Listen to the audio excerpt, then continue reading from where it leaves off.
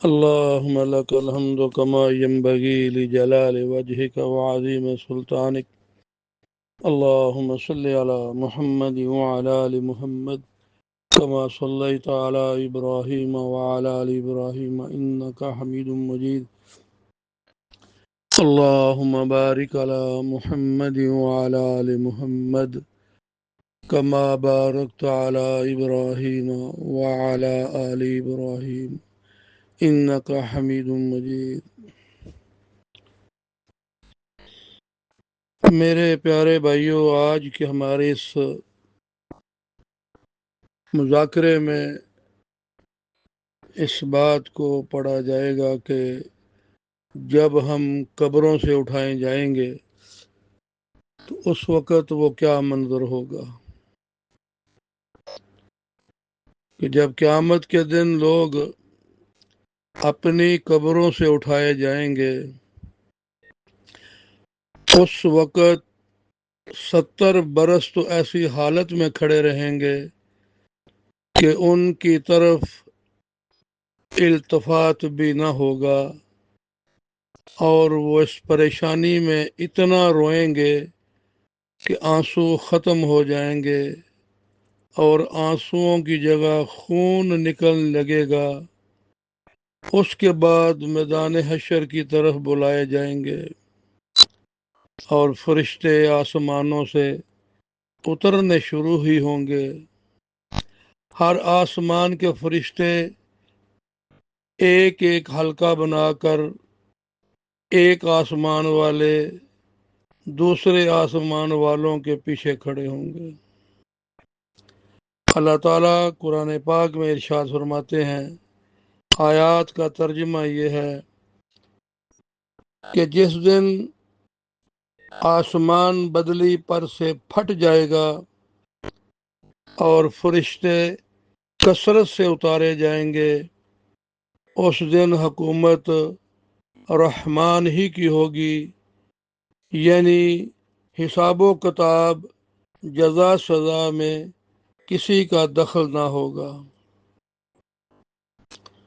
اور وہ دن کافروں پر بڑا سخت ہوگا، جس دن ظالم آدمی اپنے ہاتھ کاٹ کاٹ کر کھاوے گا اور کہے گا کیا اچھا ہوتا کہ میں نبی کریم صلی اللہ علیہ وسلم کے راستہ پر لگ لیتا. ہائے میری شامت کہ میں نے ایسا نہ کیا، اور کیا اچھا ہوتا کہ میں فلاں شخص کو جس نے نیک کام سے روکا اس کو دوست نہ بناتا. اس نے مجھ کو نصیحت آنے کے باوجود اس سے بہکا دیا، اور شیطان تو انسان کو عین وقت پر سب کو کلی طور پر امداد کرنے سے جواب دے ہی دیتا ہے. اس کے بارے بھی سورہ ابراہیم میں وضاحت موجود ہے. نبی اکرم صلی اللہ علیہ وسلم کا ارشاد مبارک ہے کہ اس وقت اللہ تعالیٰ کی طرف سے ارشاد ہوگا، اے جن و انس، میں نے دنیا میں تمہیں نصیحت کر دی تھی، آج تمہارے یہ اعمال تمہارے سامنے ہیں.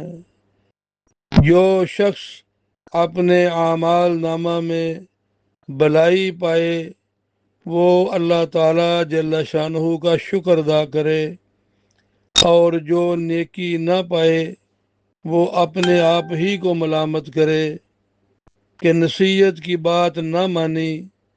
اس کے بعد اللہ جل شانہ حکم فرمائیں گے کہ اس کا عذاب سامنے آ جائے گا، جس کو دیکھ کر ہر شخص گھٹنوں کے بل گر جائے گا، جس کو سورہ جاسیہ میں بھی ارشاد فرمایا کہ تو ہر جماعت کو دیکھے گا کہ گھٹنوں کے بل گری ہوئی ہوگی. ہر جماعت اپنے اعمال نامہ کی طرف بلائی جائے گی، اس کے بعد لوگوں کے درمیان فیصلے شروع ہو جائیں گے، حتیٰ کہ جانوروں تک کے درمیان بھی انصاف کیا جائے گا، اور بے سینگ والی بکری کے لیے سینگ والی بکری سے بدلہ لیا جائے گا۔ اس کے بعد جانوروں کو حکم ہوگا کہ تم مٹی بن جاؤ اور تمہارا معاملہ ختم ہو گیا۔ اس وقت کافر لوگ یہ تمنا کریں گے اور کافر کہے گا یا لیتنی کنت ترابا، کاش میں بھی مٹی ہو جاتا۔ فرمایا نبی کریم صلی اللہ علیہ وآلہ وسلم نے کہ لوگ جیسا کہ اپنی ماں کے پیٹ سے پیدا ہوتے ہیں، ایسے ہی ننگے میدان حشر میں ہوں گے۔ حضرت عائشہ صدیقہ رضی اللہ تعالی عنہ نے عرض کیا یا رسول اللہ صلی اللہ علیہ وسلم، سب کے سامنے ننگا ہونے سے کیسی شرم آئے گی، ایک دوسرے کو دیکھیں گے۔ نبی کریم علیہ السلام نے فرمایا اس وقت لوگ اپنی مصیبت میں اس قدر گرفتار ہوں گے کہ ایک دوسرے کو دیکھنے کی مہلت ہی نہ ہوگی، سب کی آنکھیں اوپر کی طرف لگی ہوئی ہوں گی، ہر شخص اپنے اعمال بد کے بقدر پسینے میں غرق ہوگا، کسی کا پسینہ پاؤں تک چڑھا ہوگا، کسی کا پنڈلی تک، کسی کا پیٹ تک، کسی کا منہ تک۔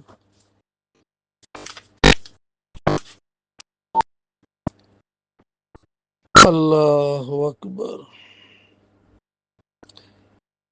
فرشتے عرش کے چاروں طرف حلقہ بنائے ہوئے ہوں گے، اس وقت ایک ایک شخص کا نام لے کر پکارا جائے گا، جس کو پکارا جائے گا وہ مجمع سے نکل کر وہاں حاضر ہوگا۔ جب وہ اللہ جل شانہ کے سامنے کھڑا کیا جائے گا تو اعلان کیا جائے گا کہ اس کے ذمہ جس جس کا مطالبہ ہو وہ آئے، اس کے ذمہ جس جس کا کوئی حق ہوگا یا اس کی طرف سے اس پر کسی قسم کا ظلم ہوگا، وہ ایک ایک کر کے کو پکارا جائے گا، اس کی نیکیوں میں سے ان کے حقوق ادا کیے جائیں گے، اگر نیکیاں نہیں ہوں گی تو ان لوگوں کے گناہ اس پر ڈال دیے جائیں گے، اور جب وہ اپنے گناہوں کے ساتھ دوسرے گناہوں کو بھی سر لے لے گا تو اس سے کہا جائے گا جا اپنی ماں حاویہ میں چلا جا۔ سورہ القاریہ میں ہے نا، وما ادراک ما ہی نار حامیہ، یعنی دہتے ہوئے جہنم میں حساب اور عذاب کی اس شدت کو دیکھتے ہوئے کوئی مقرر فرشتہ یا نبی ایسا نہ ہوگا جس کو اپنا خوف نہ ہو، مگر وہ لوگ جن کو اللہ تعالیٰ جل شانہ محفوظ فرمائے۔ اس وقت ہر شخص سے چار چیزوں کا سوال ہوگا کہ عمر کس کام میں ختم کی، بدن کس کام میں لایا گیا، اپنے علم پر کیا عمل کیا، اور مال کہاں سے کمایا اور کہاں خرچ کیا۔ فرمایا اس دن باپ اپنے بیٹے سے کہے گا میں تیرا باپ تھا، میں تیرا والد تھا، وہ بیٹا اس کے احسانات کا اقرار کرے گا، اس کے بعد باپ سے کہے گا کہ مجھ کو صرف ایک نیکی کی ضرورت ہے جو ایک ذرہ کے برابر ہو، شاید اس کی وجہ سے میرا پلہ جھک جائے۔ بیٹا کہے گا مجھے خود ہی مصیبت پیش آ رہی ہے، مجھے اپنا حال معلوم نہیں کہ مجھ پر کیا گزرے گی، میں تو کوئی نیکی نہیں دے سکتا۔ اس کے بعد وہ شخص اپنی بیوی سے اسی طرح اپنے احسان اور تعلقات جتا کر مانگے گا، وہ بھی اسی طرح انکار کر دے گی، غرض اسی طرح ہر شخص سے مانگتا پھرے گا۔ یہ وہی چیز ہے جس کو اللہ تعالیٰ جل شانہ نے قرآن پاک میں فرمایا، جس کا ترجمہ یہ ہے کہ اس دن کوئی دوسرے کا بوجھ یعنی گناہ نہ اٹھائے گا، اور خود تو کوئی کسی کی کیا مدد کرتا۔ اگر کوئی بوجھ کا لدا ہوا یعنی گناہگار کسی کو اپنا بوجھ اٹھانے کے لیے بلائے گا، تب بھی اس میں سے کچھ بھی بوجھ نہ اٹھایا جائے گا، یعنی کسی قسم کی اس کی مدد نہ کرے گا، اگرچہ وہ شخص قرابت دار ہی کیوں نہ ہو۔ تو بہرحال میرے بھائیوں، قیامت کی ہولناکی، میدان محشر کی پیشی، کیا بنے گا اگر ایسے ہی ہماری زندگی بیت گئی؟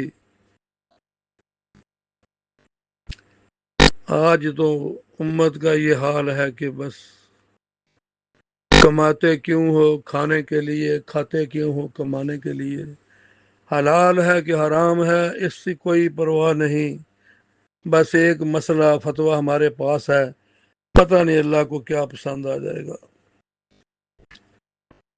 تو اللہ کو کیا پسند آئے گا؟ کچھ لے کے جائیں گے تو پسند آئے گا، نفسی نفسی کا عالم ہوگا۔ آج امت مسلمہ کی زندگی دین سے کوسوں دور ہے۔ سیاسی ٹولے، ایک دوسرے پر الزامات کی بارش، علماء پر طعن و تشنیع، علماء کے کارٹون، ان پر بے جا الزامات اور طرح طرح کی گالیاں، اور یہ سب کچھ کرنے والا کون ہے؟ مسلمان ہے۔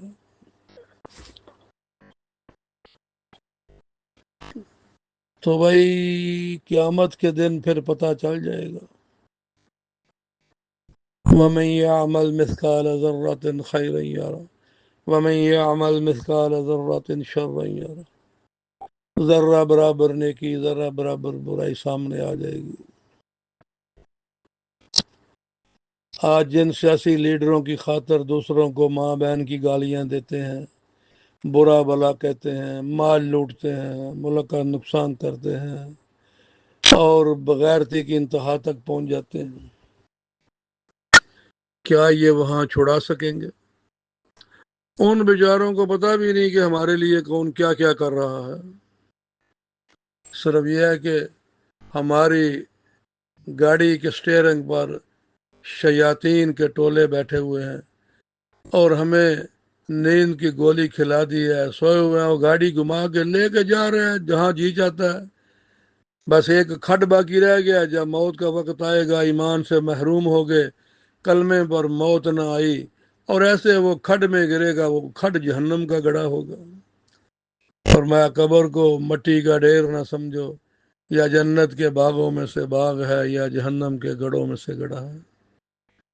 تو اللہ تعالیٰ کی بارگاہ میں دعا کہ اللہ تعالیٰ آج کی ہمارے اس مذاکرہ میں جو فکر آخرت کے موضوع پر بات ہوئی ہے، اللہ تعالیٰ ہم سب کو اس کی سمجھ عطا فرمائے اور ان باتوں کو اپنے دل و دماغ میں بٹھانے کی توفیق عطا فرمائے، اور جو زندگی گزر گئی ہے اس پر ہمیں اللہ اپنی بارگاہ میں توبہ کرنے کی توفیق عطا فرمائے، جو باقی رہ گئی ہے اس میں ہم اللہ کو راضی کرنے والے اعمال کریں۔